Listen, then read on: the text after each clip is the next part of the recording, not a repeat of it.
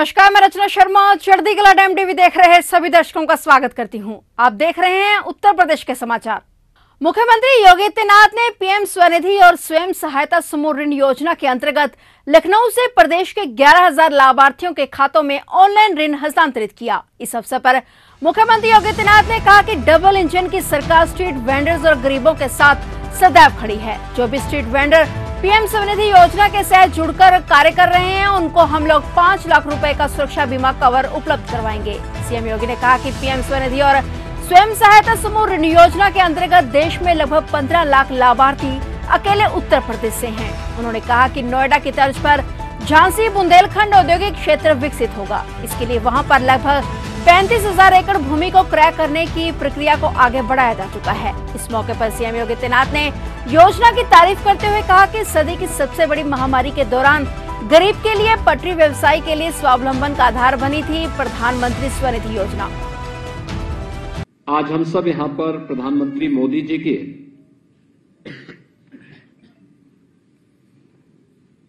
एक उस अभिनव योजना को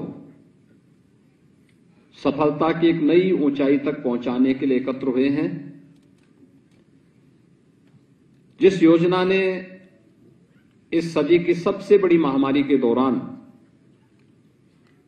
एक गरीब के लिए, एक पटरी व्यवसायी के लिए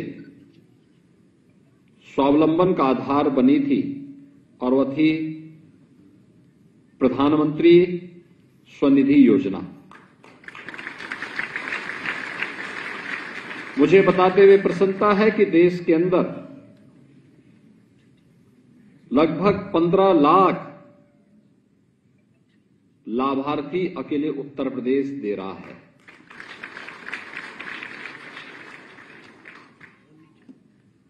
यानी इन 15 लाख स्ट्रीट वेंडर को 2020 के पहले अपना कार्य प्रारंभ करने के लिए जब वह किसी साहूकार से पैसा लेता था तो उसने अगर दिन में 1,000 रुपया लिया तो सायंकाल तक पैसा वापस करते करते उसे 1,200-1,500 रुपये वापस कर 1,000 रुपये के बदले 1,200-1,500 रुपये देने पड़ते थे। लेकिन प्रधानमंत्री जी ने एक ऐसी व्यवस्था की कि आप 10,000 रुपये अगर किसी बैंक से ले रहे हैं और उसको डिजिटल पेमेंट के साथ आपने किया, जोड़ लिया, तो आपका ब्याज लगभग फ्री हो गया। समय से किस्त आप चुकाइए, ब्याज मुक्त ऋण की व्यवस्था प्रत्येक स्ट्रीट वेंडर को उपलब्ध हो गई। आरबीआई की रिपोर्ट के मुताबिक अब सबसे अधिक निवेश करने वाला प्रदेश यूपी है। बैंकों से सबसे ज्यादा निवेश अगर किसी प्रदेश में होता है तो वो उत्तर प्रदेश में होता है। आप सोचिए, पहले उत्तर प्रदेश में कोई पैसा भी नहीं लेता था और न ही बैंक पैसा देता था। बैंक को भी भय रहता था और लेने वालों को भी भय रहता था। लेकिन पिछले 6 साल में बैंक का यूपी के अंदर रेशो 12% बढ़ा है। पहले बैंक के पास ग्राहक जाता था और आज बैंक आपके पास आ रहा है, और ये सब योगी सरकार के राज में ही संभव हो पाया है।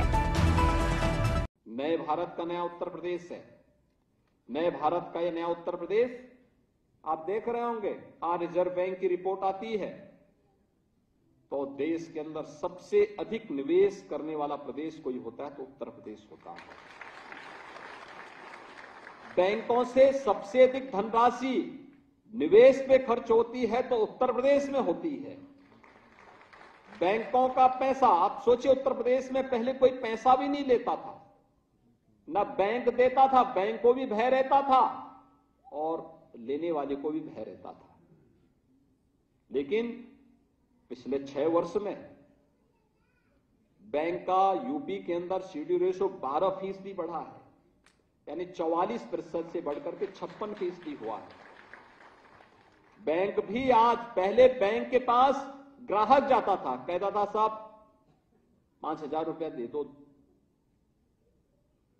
10,000 रुपया दे दो। आज बैंक आपके पास आ रहा है पैसा देने के लिए। बैंक की उदारता, प्रधानमंत्री मोदी जी का मार्गदर्शन, उनकी लीडरशिप, गरीब के लिए संवेदना, और वह अपने पैरों पर खड़ा हो सके, किसी सूदखोर के सामने, किसी साहूकार के सामने उसको हाथ न फैलाना पड़े और फिर उसके कर्ज तले दब करके जिंदगी भर के लिए इन कर्जों से दब करके अपने पीढ़ी को ही खराब करने की नौबत न आने पाए। इसके लिए आवश्यक है कि बैंक अपनी योजनाओं को सरलीकरण करे, और बैंकों ने जब इस पे किया तो आज यही उत्तर प्रदेश है जो देश के अंदर अग्रणी स्थान प्राप्त कर रहा है, लंबी छलांग लगा करके आगे बढ़ रहा है। इसका उत्तर प्रदेश की अर्थव्यवस्था पर असर पड़ा है, उत्तर प्रदेश की प्रति व्यक्ति आय पर इसका असर पड़ा है। प्रति व्यक्ति आय दुगनी हुई है इन 6 वर्षों में, उत्तर प्रदेश की अर्थव्यवस्था दुगनी हुई है। उत्तर प्रदेश देश के अंदर हर एक दृष्टि से अब बीमारू राज्य की दृष्टि से ऊपर उठ करके विकसित राज्यों की श्रेणी में खड़ा होने की ओर अग्रसर हो चुका है।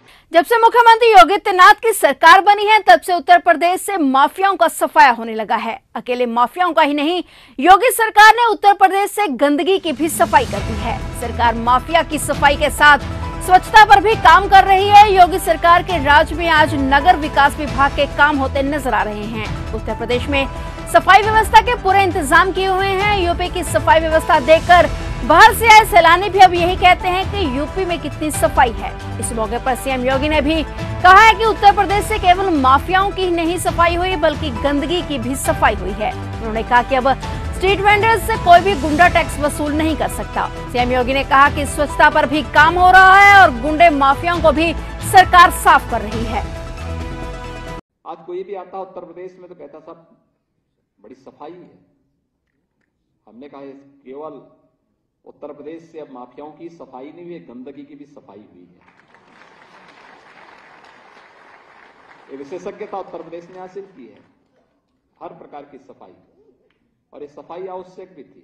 नहीं तो स्ट्रीट वेंडर से गुंडा टैक्स लोग वसूली करते थे, अब कोई गुंडा टैक्स नहीं वसूली कर सकता।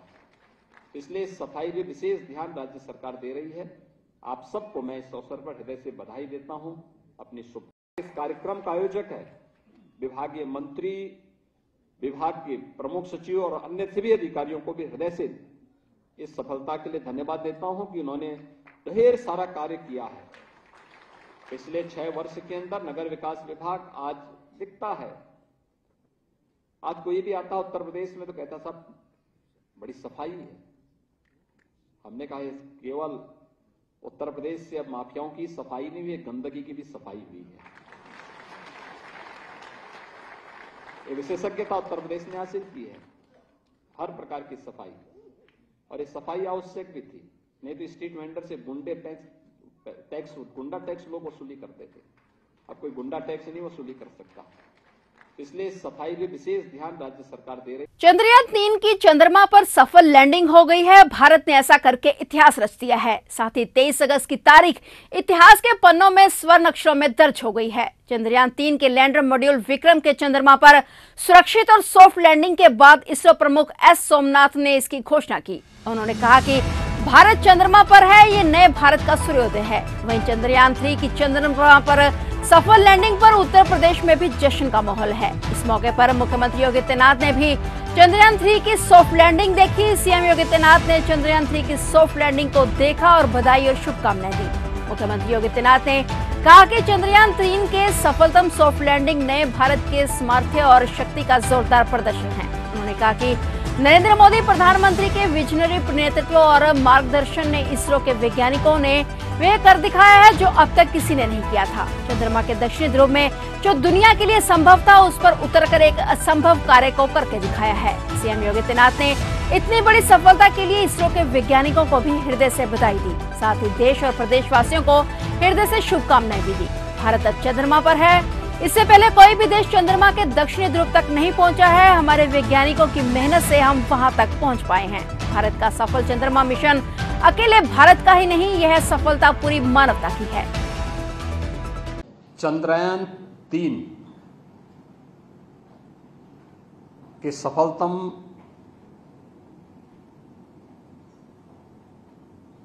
सॉफ्ट लैंडिंग नए भारत के सामर्थ्य और शक्ति का जोरदार प्रदर्शन है। प्रधानमंत्री मोदी जी के विजनरी नेतृत्व और मार्गदर्शन में इसरो के वैज्ञानिकों ने वह कर दिखाया है जो अब तक किसी ने नहीं किया था। चंद्रमा के दक्षिणी ध्रुव में जो अब तक दुनिया के लिए असंभव था, एक विजनरी नेतृत्व में हमारे वैज्ञानिकों ने वह संभव करके दिखाया है।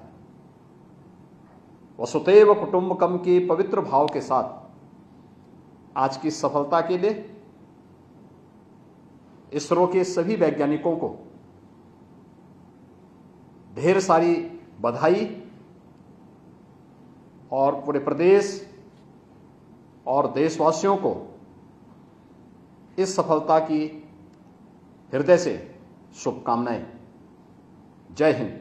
सहारनपुर थाना बेहड पुलिस की गोकशों से मुठभेड़ हुई है। पुलिस की जवाबी फायरिंग में एक गोकश गोली लगने से घायल हो गया, इसे गिरफ्तार कर लिया गया, जबकि एक चकमा देकर फरार हो गया। थाना बेहड पुलिस मुखबिर की सूचना पर ग्राम कांसेपुर के जंगल में पहुंची। पुलिस टीम को देख गोकशों ने फायरिंग शुरू कर दी। पुलिस टीम ने मोर्चा संभालते हुए जवाबी फायरिंग की और गोकश को गिरफ्तार करने में सफलता हासिल की। सहारनपुर बोंदकी में कल हुई ट्रैक्टर ट्रॉली के दुखद हादसे को लेकर बचाव और राहत कार्य लगातार जारी रहा। वहीं आला अधिकारी भी मौके पर मौजूद रहे। एनडीआरएफ की टीम द्वारा तलाशी अभियान चलाने के कारण और नाले में पानी का बहाव कम होने के बाद 5 शव और बरामद किए गए। इसी के साथ अब मरने वालों की गिनती वहां पर 9 हो चुकी है। एक और व्यक्ति जो लापता है उसकी तलाश में सवेरे से ही और जब से घटना घटित हुई है तब से स्थानीय लोगों के सहयोग से, पीएससी के सहयोग से, एनडीआरएफ के सहयोग से तलाश जारी है और तत्परता के साथ कार्य करने के कारण ही हम लोग 4 लोगों को जीवित बचा सके। चूँकि आप देख सकते हैं कि कल यहाँ पर बहुत पानी था। आज हम जहाँ जिस स्थान पर खड़े हैं कल यहाँ लगभग 5-6 फुट पानी था और नीचे जो ये नाला है उसमें कल लगभग 15 फुट पानी था। ये सीजनल बरसाती नाला है। इसमें जैसे ही 22 तारीख को पूरे दिन वर्षा हुई, 23 की पूरी रात वर्षा हुई, अतिवृष्टि के कारण ये जलभराव की स्थिति हुई और यहाँ पर जो ट्रैक्टर ट्राली आ रही थी उसको गांव के लोगों ने रोका भी था, लेकिन जो घटना घटित होनी हो इस पर अधीन होती है। ये दुर्भाग्यपूर्ण घटना है। सभी लोगों ने इस पर संवेदना व्यक्त की है। माननीय मुख्यमंत्री जी ने भी इस पर गहरा शोक व्यक्त किया है और हम लोग इसी कार्य में लगे हुए हैं कि किस प्रकार से जो व्यक्ति इसमें डूबे हैं उनको रिकवर करके उनको नियम अनुसार उनका कार्रवाई। टोटल कितनी डेथ हुई है और क्या मुआवजा भी कुछ? अभी देखिए 4 लोग जो इलाज चल रहे थे उनमें से 3 ठीक होकर घर भेज दिया गया है, 1 का इलाज चल रहा है। 4 की डेथ कल हुई थी, 5 बॉडी आज रिकवर हुई हैं, तो 9 अभी हैं, 1 अभी जारी है जिसकी खोजबीन जारी है। तो इस प्रकार से ये कुल पूरा है। आर्थिक सहायता नियमानुसार दी जाएगी, चूँकि ये अतिवृष्टि के कारण डूबकर मरने से इनकी मृत्यु हुई है, तो इनको आपदा राहत के अंतर्गत इनको आर्थिक सहायता दी जाएगी। तो ये थे उत्तर प्रदेश के समाचार और नए समाचारों के साथ फिर से हाजिर होंगे। तब तक के लिए देखते रहिए चढ़ती कला टाइम टीवी।